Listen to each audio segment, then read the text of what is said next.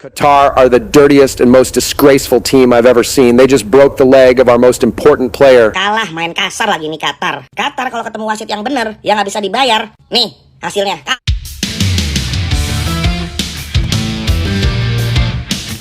Wakil Asia di Pildun disorot. Usai ramai soal Arab yang dikritik pelatih Uruguay, sekarang Qatar berulah. Permainan tarkam dan tackle brutal sampai buat pemain pensiun, pelatih Kanada murka. Kok bisa tim tarkam begini masuk Pildun? Nama Indonesia dibawa-bawa, lebih layak.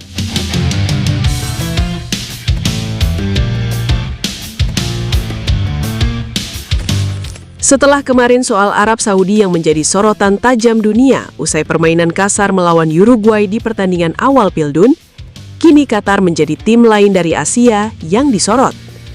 Pertandingan Kanada versus Qatar yang baru saja berlangsung berakhir dengan skor telak 6-0 untuk kemenangan Kanada. Tapi kalau dilihat dari jalannya laga, ini bukan sekedar soal skor besar. Yang jadi bahan perbincangan dunia justru cara bermain Qatar, yang sejak menit awal sudah memancing kontroversi karena dianggap terlalu keras, terlalu agresif, dan beberapa kali melewati batas dalam duel-duel fisik di lapangan. Kanada memang tampil jauh lebih efektif. Mereka unggul dalam kecepatan transisi, penguasaan bola, dan penyelesaian akhir yang membuat skor cepat melebar.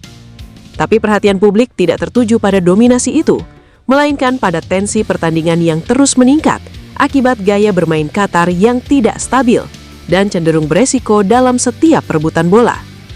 Sejak awal babak pertama, beberapa pelanggaran keras sudah terjadi dalam waktu yang cukup berdekatan. Qatar terlihat mencoba bermain dengan intensitas tinggi, namun yang terjadi justru banyak duel yang berakhir dengan kontak berlebihan. Wasit beberapa kali harus menghentikan pertandingan untuk meredam situasi yang mulai panas, karena kedua tim terlihat mulai kehilangan kontrol emosi di lapangan. Puncak dari semua itu terjadi ketika insiden kartu merah pertama muncul. Dari jalannya pertandingan, pelanggaran terjadi di lini tengah ketika seorang pemain Qatar melakukan tackle terlambat dalam duel perebutan bola. Kaki pemain Kanada menjadi sasaran benturan keras dan wasit langsung menghentikan permainan. Setelah melihat situasi dan tingkat bahaya dari tackle tersebut, kartu merah langsung dikeluarkan tanpa banyak pertimbangan. Pemain Kanada sempat tergeletak cukup lama dan harus mendapat penanganan medis sebelum akhirnya bisa kembali ke pinggir lapangan. Belum reda situasi tersebut, babak kedua kembali menghadirkan momen yang lebih kontroversial. Qatar kembali kehilangan satu pemain lagi setelah kartu merah kedua diberikan akibat pelanggaran keras dalam situasi bertahan. Tackle dari belakang yang tidak mengenai bola dan langsung menghantam pemain Kanada membuat wasit kembali mengeluarkan kartu merah. Dalam waktu singkat, Qatar harus bermain dengan 9 pemain dan sejak saat itu pertandingan benar-benar berubah arah total menjadi dominasi penuh Kanada. Namun sorotan terbesar dari laga ini bukan hanya skor 6-0 atau jumlah kartu merah yang keluar. Ada satu insiden yang langsung menjadi pusat perhatian, yaitu ketika seorang pemain Kanada harus ditandu keluar lapangan setelah benturan keras dalam duel fisik yang terjadi di sisi lapangan. Momen itu membuat suasana pertandingan sempat terhenti karena pemain terlihat tidak mampu melanjutkan permainan dan langsung mendapatkan penanganan medis dari tim dokter. Beberapa laporan menyebutkan bahwa cedera tersebut cukup serius dan sempat menimbulkan kekhawatiran terhadap dampak jangka panjang terhadap karir sang pemain. Meskipun hingga saat ini, belum ada rilis resmi yang menjelaskan kondisi akhirnya secara detail. Insiden ini kemudian menjadi titik balik emosi dalam pertandingan, terutama di kubu Kanada. Setelah laga berakhir, pelatih Kanada Jesse Marsh langsung menjadi sorotan utama. Meski timnya menang besar 6-0, ekspresi yang ditunjukkan jelas bukan kegembiraan. Ia lebih terlihat marah dan kecewa dengan jalannya pertandingan, terutama karena ada pemainnya yang harus keluar akibat cedera serius dari situasi yang dianggapnya berbahaya.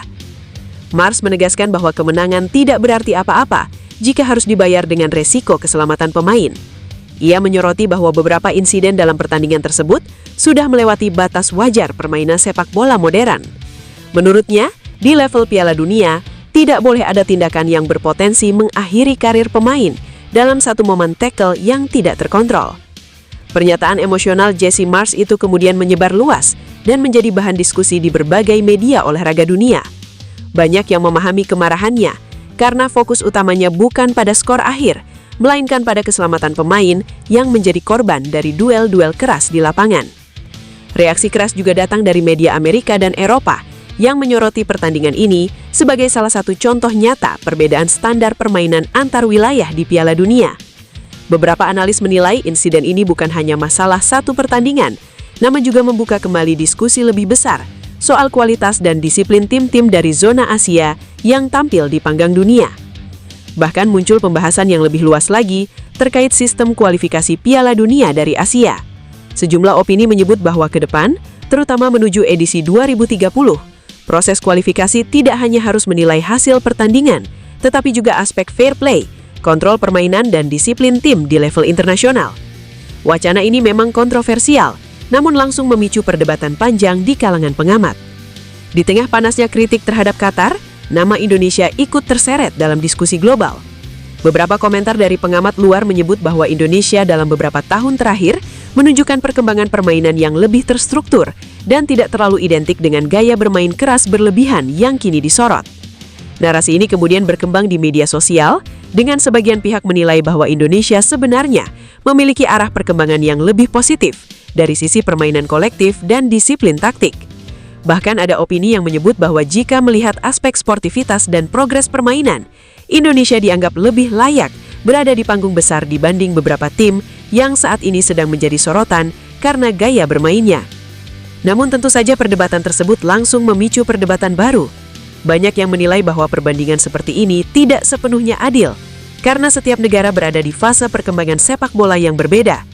Meskipun begitu, fakta bahwa nama Indonesia ikut masuk dalam diskusi global menunjukkan seberapa besar dampak dari kontroversi pertandingan ini. Sementara itu, AFC kembali berada di bawah tekanan besar dari publik internasional.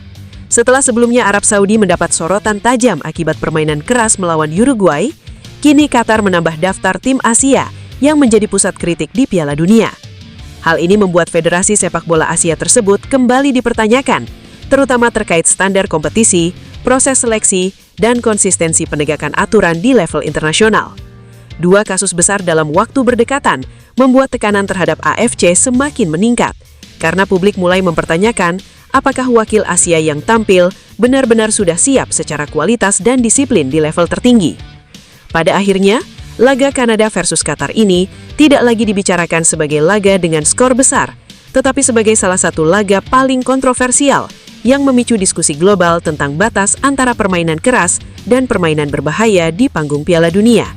Dan dari semua itu, satu hal yang jelas, perdebatan ini belum akan selesai dalam waktu dekat.